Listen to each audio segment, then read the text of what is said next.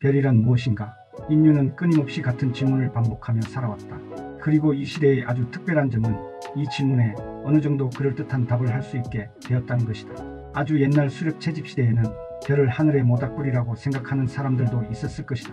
보츠와나의 칼라하리 사막 원주민인 쿵족은 하늘은 거대한 짐승이고 우리는 그 뱃속에 살며 은하수는 그 짐승의 등뼈라고 생각했다. 그들은 은하수를 밤의 등뼈라고 부른다. 이런 생각들은 세월이 가면서 별을 막강한 힘을 가진 신이라는 생각으로 변해갔다. 각각의 이름이 정해지고 계보도 만들어졌다.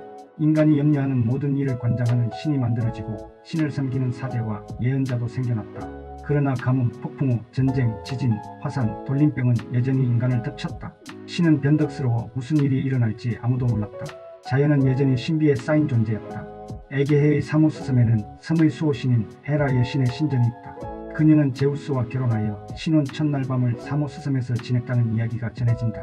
이때 헤라의 유방에서 젖이 힘차게 뿌려졌는데 밤하늘에 빛을 내는 띠가 되었다고 한다. 이것이 은하수 전설이다. 서구인들이 은하수를 젖길이라 부르는 이유다. 수천 년 동안 인류는 신들에 의해 세상이 움직인다는 생각에 사로잡혀 살았다. 그러다가 2500년 전 이오니아의 사모아섬에서 새로운 깨달음의 기운이 일어났다. 모든 것은 원자로 이루어져 있다. 인간은 원래 아주 단순한 형태에서 발생했다. 질병은 악마나 신이 만든 것이 아니다. 지구가 태양 주위를 돈다. 별은 매우 멀리 떨어져 있다와 같은 것들이다. 그들은 훌륭하게 정돈되어 있는 우주의 질서를 코스모스라 불렀다. 하지만 왜 이오니아인가? 인도, 이집트, 바빌로니아, 중국, 중앙아메리카도 아닌 동부 지중해 구석의 섬에서 시작되었을까? 이오니아는 여러 문명이 교차하는 길목에 있었으며 페니키아의 알파벳 음성 기호를 그리스어에 사용하면서 문자가 보급되었다. 정치 권력이 상인에게 있어 기술 개발에 적극적이었다. 이오니아의 위대한 사상가 중에는 항해사, 농부, 집조공의 자식들이 많았다. 이오니아의 첫 번째 과학자는 밀레투스의 탈레스였다. 그는 그림자와 태양의 고도를 이용하여 피라미드 높이를 잰 사람이다. 만물의 기원은 물이며 세상은 신이 만든 것이 아니라 자연의 물리적 힘의 영향으로 만들어졌다고 했다. 탈레스의 친구 아낙시만드로스는 막대기를 이용하여 1년의 길이와 계절을 정확하게 알아냈다. 그리스 최초로 해시계, 천구도를 만들었다. 생명은 자연적으로 발생했으며 변이를 통해 다른 생물로 진화한다고 주장했다. 그리고 수많은 세계가 있으며 모든 세계에 생명이 서식한다고 생각했다. 테오도투스는 공학기술의 거장으로 열쇠와 자물쇠, 자, 목수용 곡자, 수증기, 지렛대, 선반, 청동주조 기술, 중앙난방법 등의 발명가로 그리스인들 사이에 존경을 받았다. 히포크라테스는 히포크라테스 선설을 제외하면 그가 세운 의술에 대해 알려지지 않았다. 그는 의술은 물리학과 화학에 기반을 두어야 한다라고 강조했다. 의사인 엠페도클레스는 보이지 않는 공기의 존재를 확인하는 실험을 최초로 실시했다. 데모크리토스는 원자를 드는 쪼갤 수 없는 궁극의 입자이며 모든 물체, 심지어 인간도 복잡하게 얽힌 원자의 집합이라 생각했다. 별들의 집단이라 했으며 우주의 생명 발생과 진화, 운석 충돌, 생명의 출현 등에 대해서도 오늘날과 비슷한 주장을 했다.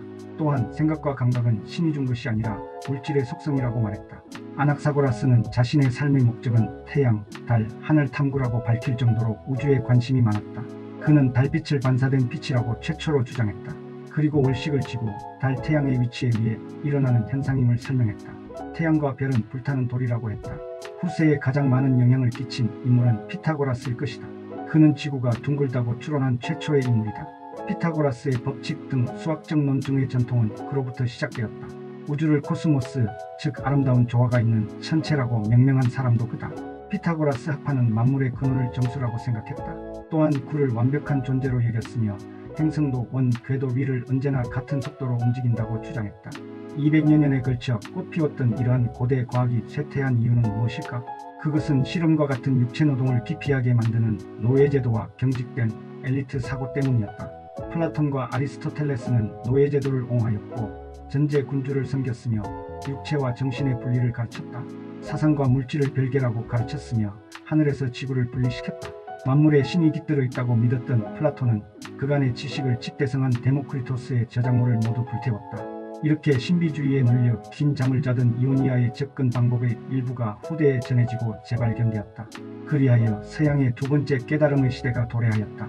레오나르도 다빈치, 콜럼버스, 코페르니쿠스 등은 고대 그리스 전통에서 영감을 얻거나 독자적으로 이를 재조사하기 시작하였으며 그 전통이 이어져 오늘에 이르렀다.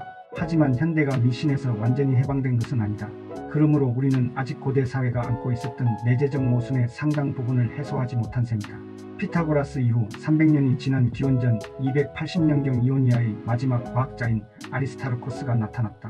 그는 태양이 행성계의 중심이고 모든 행성은 태양 주위를 돈다고 처음 주장했다. 그리고 지구가 하루 한 번 자전하며 태양을 1년에 한 번 공전한다고 했다. 또한 별을 태양과 같은 존재라고 생각했다. 물체와의 거리 측정은 보는 장소에 따라 물체의 위치가 달라지는 시차를 이용하는 방법과 멀리 있는 물체일수록 작게 보이는 현상을 이용하는 방법이 있다. 한편 미국인 할로 셰플리는 구상성단까지의 거리를 측정하는 새로운 방법을 고안했다. 구상성단에 있는 변광성의 평균 밝기와 끝보기 밝기를 비교하여 그 별까지의 거리를 계산해낸 것이다.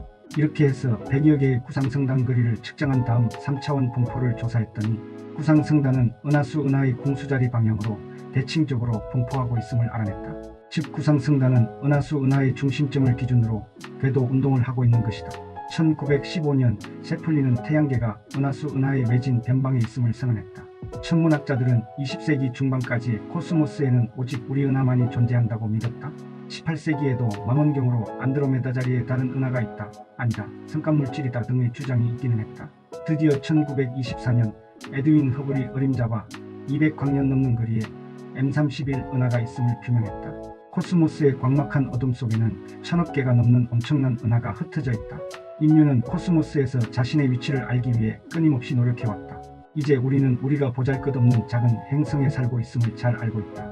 인류사의 위대한 발견과 대면할 때마다 우주에서 인류의 위치는 점점 강등됐다.